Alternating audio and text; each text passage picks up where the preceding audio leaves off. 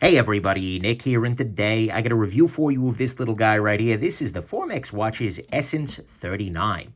Very interesting piece. But first off, before I go any further, I got to let you know this guy was originally loaned my way by Formex Watches. They reached out to me, said, hey Nick, you want to check one out? I said, absolutely I do, but I sent him the disclaimer on my website. Told him as always, I'm going to talk about the good, the great, the bad, and the ugly. It might be a gem, it might be junk. They did still send it along. Nonetheless, we do have to assume this is the very best quality controlled one of these guys ever, and I'm doing my best not to let that affect the nature or the quality of my review. Next thing, let's do some size measurement on this guy, and we're going to find that this isn't a particularly big big watch, that is. It's not a big knife either, but that's because it's not a knife.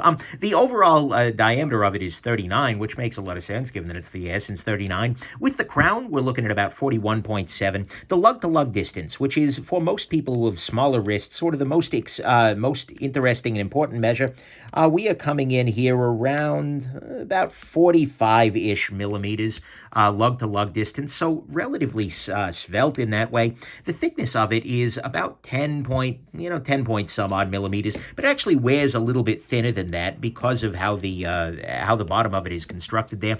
The lug width here is 20 millimeters for custom straps and things like that, and the overall size of the face of the watch is coming in here around, looks to be about 30 millimeters. So for readability, that's your number right there. So that's the overall sort of measurement of the watch itself. Next thing, this is the 39 edition, right? There is also a 43 millimeter version in case you have mega wrists that would make the 39 look like a bad idea. And then the price on this guy, just to get out of the way early, is $1,400 US. That is on the bracelet here. If you want to buy it on a strap with the quick adjust system, then you are looking at $1,280 instead. So it's a pricey watch, but as we'll see later, I don't think that price is out of line. So let's go ahead and jump into the good, the great, the bad, and the ugly of this very interesting watch. To start with, honestly, this is a great size, right? It is a very intermediate size range. And I feel like it's going to end up working very well for a lot of people. There are a lot of people who have wrists that are a little too small for 42, 43, 41 kind of sort of things, and there are a lot of people who, this works well, I think.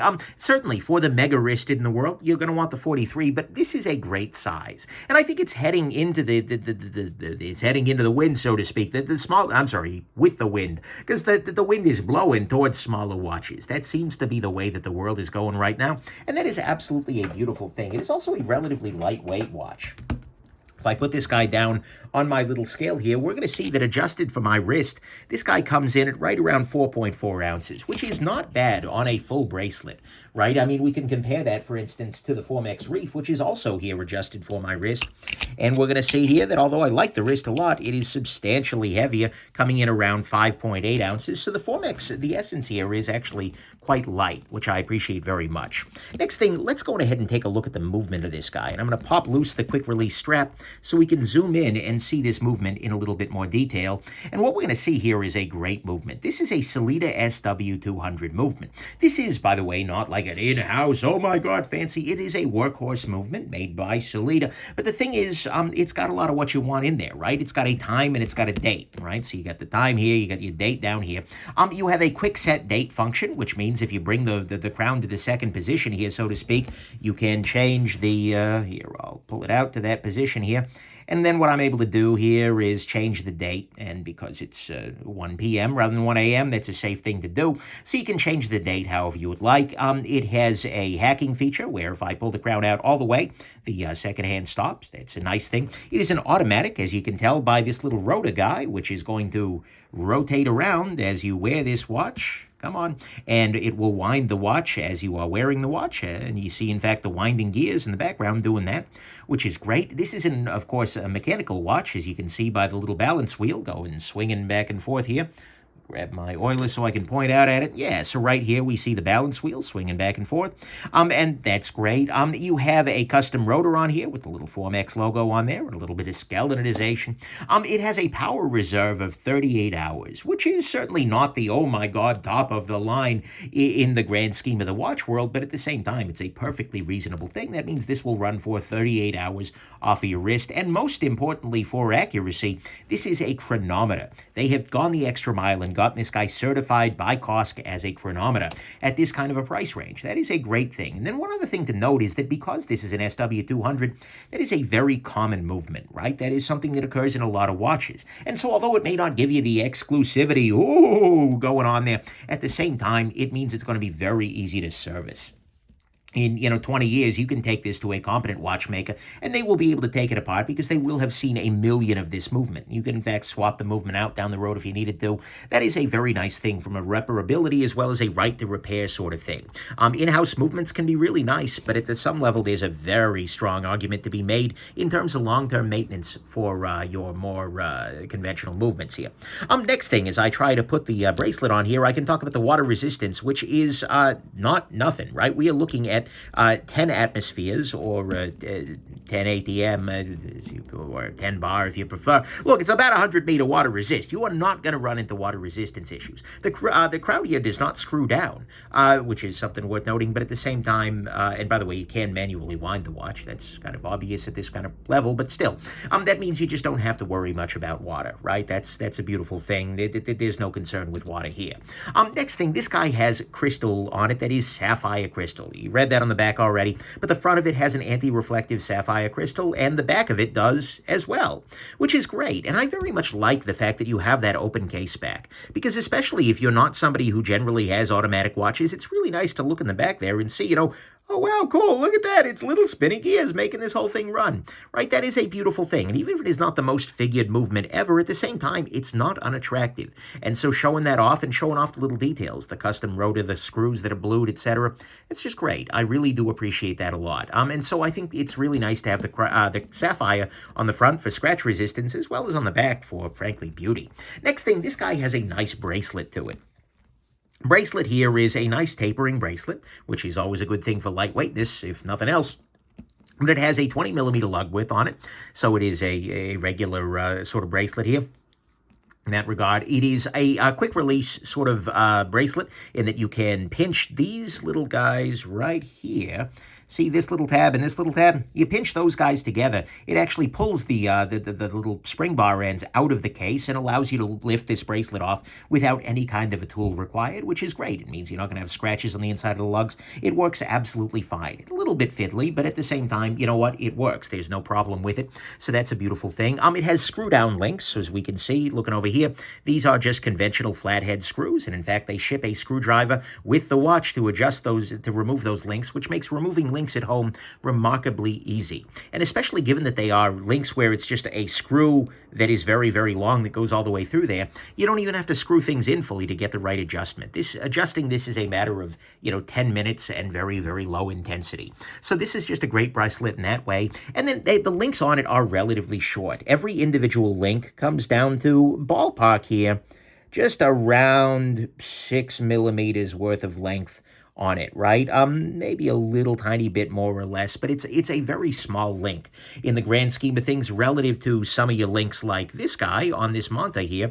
I'm sorry, on this Tudor. I grabbed the wrong watch. But nonetheless, what we're going to see is these are much, much longer links, and that makes it harder to get adjusted exactly for your wrist.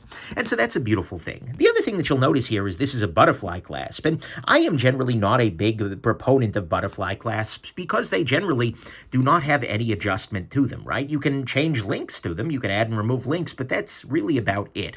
And that's dumb, right? Because your wrist does change size, right? Just naturally. That is a part of your daily life.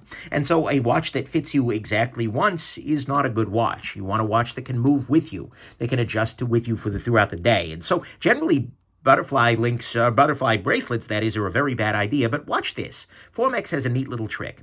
What I'm going to go on ahead and do is just kind of turn this link down, and now suddenly, I have now gained what is effectively an extra link. Let's see exactly what it is.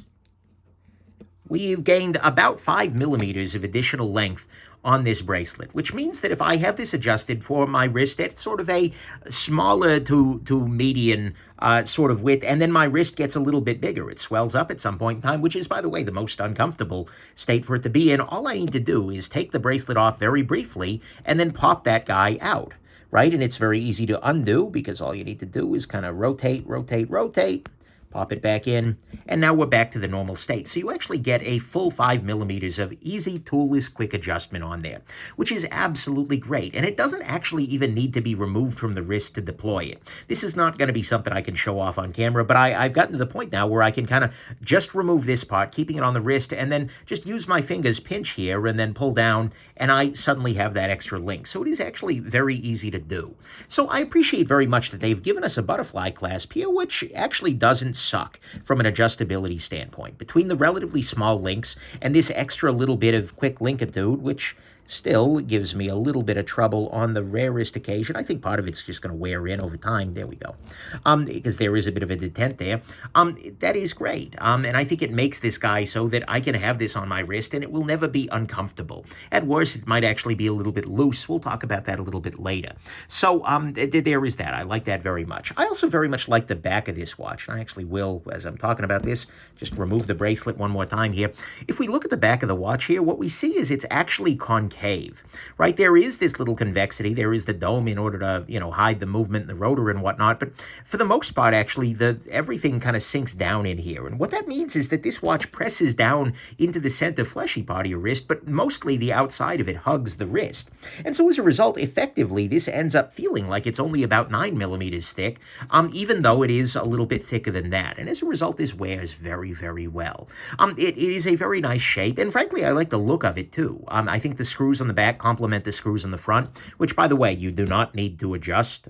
These are not screws that you ever need to interact with. But nonetheless, the screws on the back do complement the screws in the front, and I think everything ends up looking pretty good.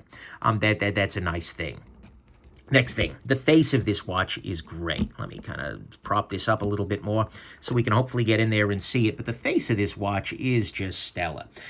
Because, well, in frankly, a variety of ways. Not only do you have very nice indices. The indices on these guys, the individual hour markers, each have a little bit of polish to them, right? I'll just bring a little bit of... Actually, let me polish the top here and then hit the camera. Guys, it's going to be a wreck here. But anyways, if I bring a little bit of an external light source into play here, what we're going to see is each one of those indices has a little bit of polish to them, and it's non-trivial amount of polishing. So this has a very, very nice face. You're also going to see that it has a very, very nice, sort of almost laser cutting looks like. It's got almost a decking look to it.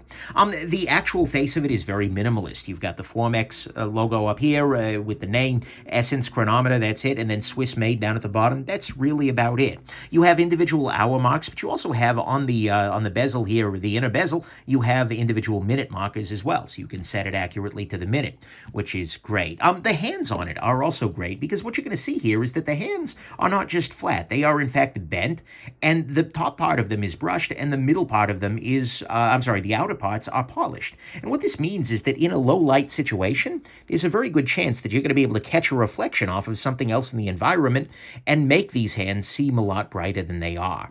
And that's a really nice thing as well. And then, couple that with the beauty of the logo up there.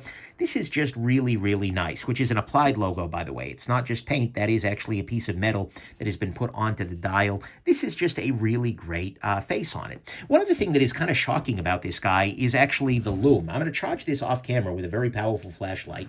And what we're going to see here is that if I, cover up this, what we have here is lume for every one of the indices, including 6 o'clock. That little micro index down at the bottom there is fully lume. We also have good lume on the hands, hour and minute, not the second hand. And we also have lume that distinguishes 12 o'clock. You've got 2 bars up here for 12, rather than just the 1 bar everywhere else. And also you can see 6 because it's the short one. So this is very, very easy to read overnight. This is not a lot of lume in terms of area of lume, but it is more than enough, right? This is very, very good lume, and I had absolutely no problem reading this guy all night long, even with just charge from daily wear, right? That is a very, very good lume, and that was honestly a shock. I looked at this guy and I figured, the lume's going to be trash. The lume's going to be trash. I know the lume's going to be trash. And then I got it. It was like, holy crap, they did it. So this is a super luminova use that is absolutely great. So the loom here is shockingly good. And then finally, on the good side, the price here is really good. I feel like, this feels kind of like it is in the vicinity of like an Omega Aquaterra. This is an older version, a quartz Aquaterra, but still, in terms of polishing, in terms of fit and finish, in terms of all those things, this feels very much like an Aquaterra, but just at a much lower price. And if you consider this up against, for instance, your Seiko options at the equivalent, $1,400 price point, oh my God, is this good, right? This is not like value in the classical sense of like, yeah, you can pay a lot less than $1,400 for a watch, but at the same time, though, this is pretty damn good.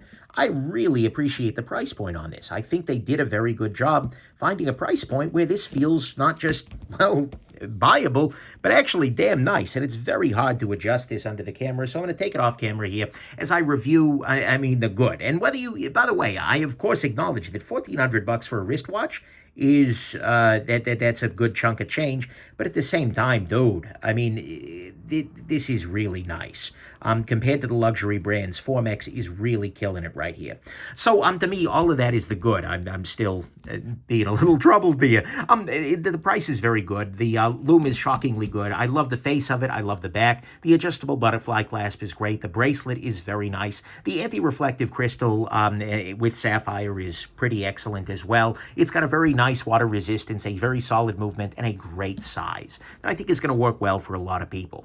On the great side to me, again, Formex works so hard, right? This shows up in the Reef as well. This is my other Formex that I've reviewed and purchased. In fact, I've bought two of these now, the first version and the second one. And every damn time I look at Formex, it just reminds me how hard they are trying. And I don't mean that in the sense of like, oh, try hard. No, I mean they are really putting in a lot of effort here.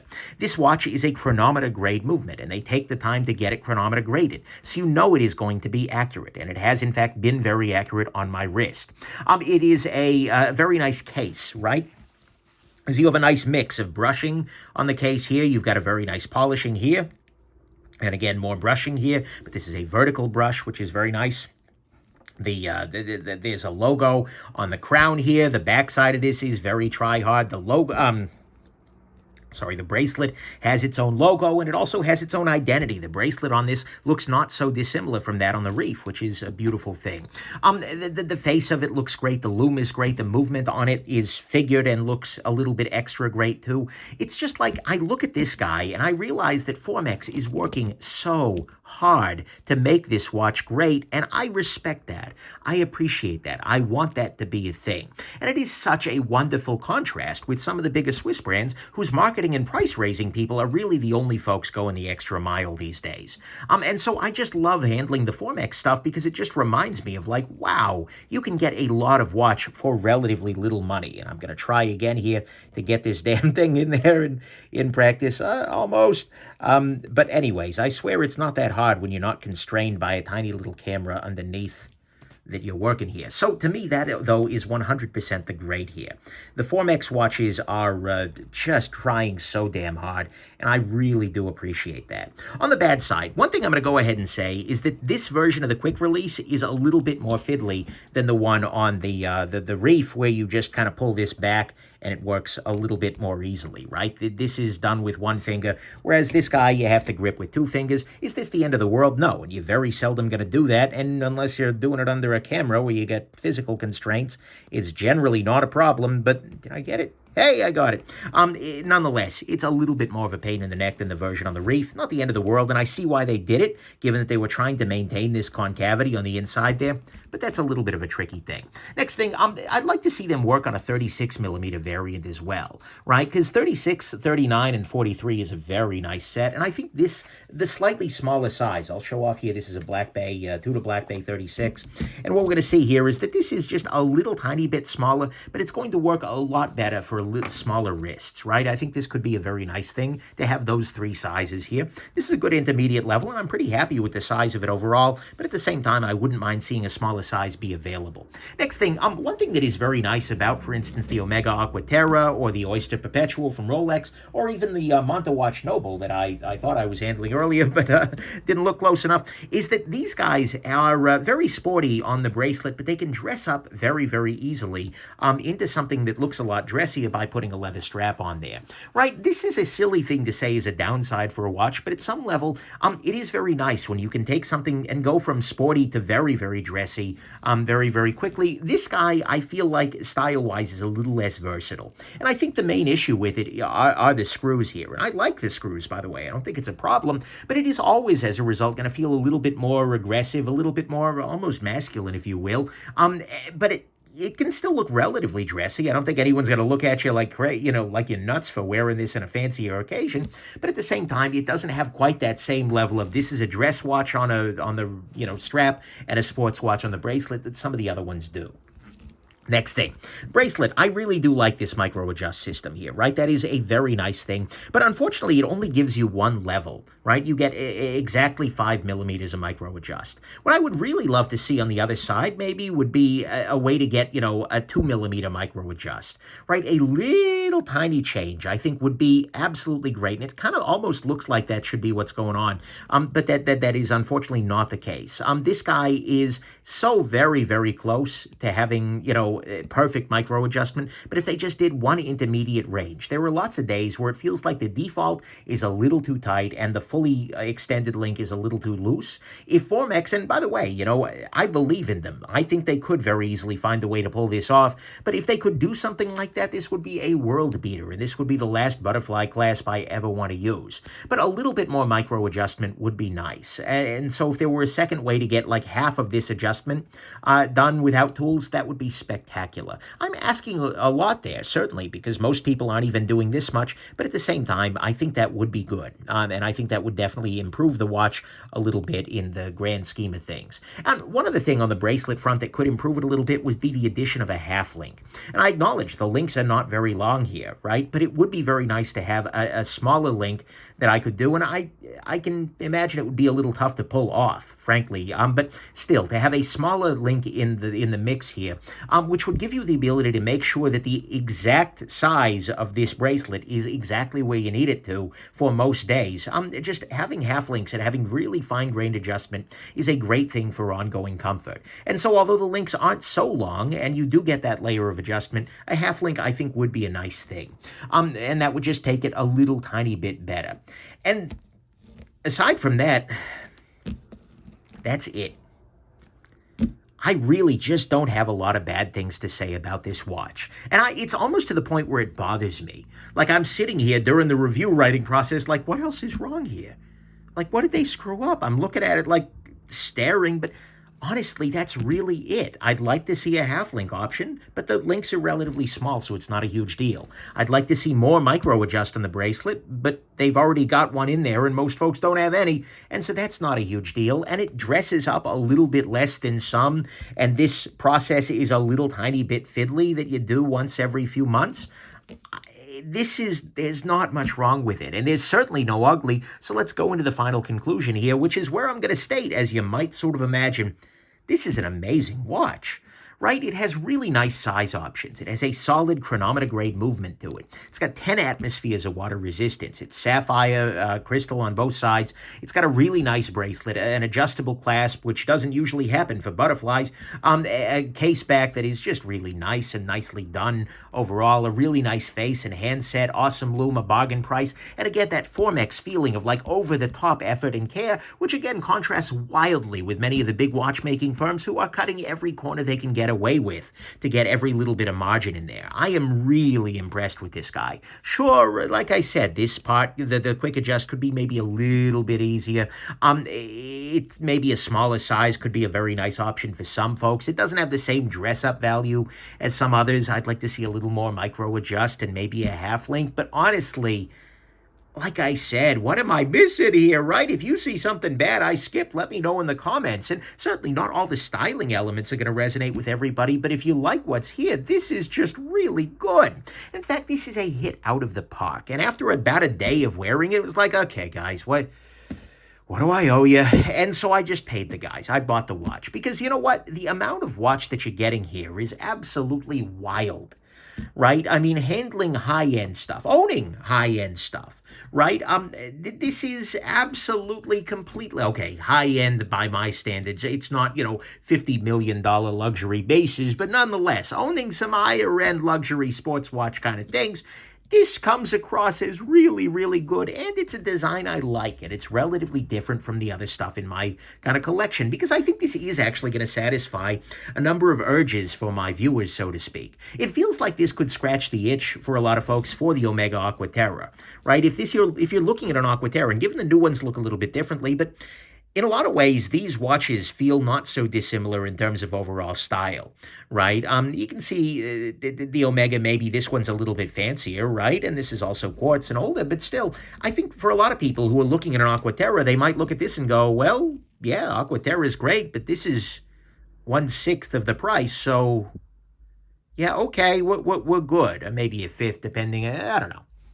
Nonetheless, the Rolex Oyster Professional was another one where you look down at this and you're like, I mean, yeah, they're different, but this is pretty good for the price, right? The Tudor Black Bay 36 is a nice example, again, of another watch that feels like this could be very much in its vein, or even the Monta Watch Noble, which is another micro-brand sort of thing. I mean, sure, the styling is different from all of these, right? The Monta is amazing, and this one is, by the way, only a couple $100 more, but the styling is going to be the main difference here, right? I think Formex has a much more masculine, much more aggressive style, and Monta tends to be a lot fancier, right? So there's a difference there. But it feels similar to a lot of those options while coming in at a lower price than all of them. And every time I look down at this guy in the wrist, it was just kind of like, wow, this is good. It kind of feels, pardon me, this feels like it's higher end than it has any right to feel. Right? If you think about the price you paid relative to the quality you're getting, it is just intense. It is great. And so, final conclusion, this is an amazing watch. I mean, it's going to be a really nice choice for a number of different folks out there in the world, because you're offering more or less everything that the higher-end luxury watches offer in terms of accuracy, in terms of feature set, in terms of polishing, that kind of thing. And again, I'm talking in the 6,000 to 10,000 range. Sure, you go to 42 grand, you can get some other stuff, but usually that's fragility. Let's be real. Anyways, I digress. But you're getting everything you want without paying a bunch of extra money for a fancier logo, right? The design is beautiful. Not that the logo is bad, but it's just not expensive, right? The design is beautiful, and the execution, I think, is good enough to let that design shine. It's not like they're cutting corners to make this design look bad, right? They're offering a constellation of really nice features, right? Of things like the quick adjust on the bracelet, things like the quick remove, things like the case back, things like chronometer grading. All of these things make you feel like you're getting a great value, even while you're paying, $1,400 for a watch, which, again, a little crazy. Do not get into watches. And the price is certainly not cheap, but it competes really well against a number of much more expensive pieces. So given all of that, this watch is 100% undoubtedly a shining freaking gem. If you like the style of the watch, if you want the tech and the features that it offers, and you're willing to pay that price, then honestly, this is great. And this could form an essential part of your collection, because it's Essence. Could be the quintessence of a good watch. Could be uniformexly a good idea for you to pick one up. No? Okay. Anyways, good job, Formex. I'm interested in, at this point, just like whatever you do next, let me know. I'm interested. But nonetheless, there you go. Hope this has been interesting to you, and have yourselves an absolutely wonderful rest of your day. Bye now.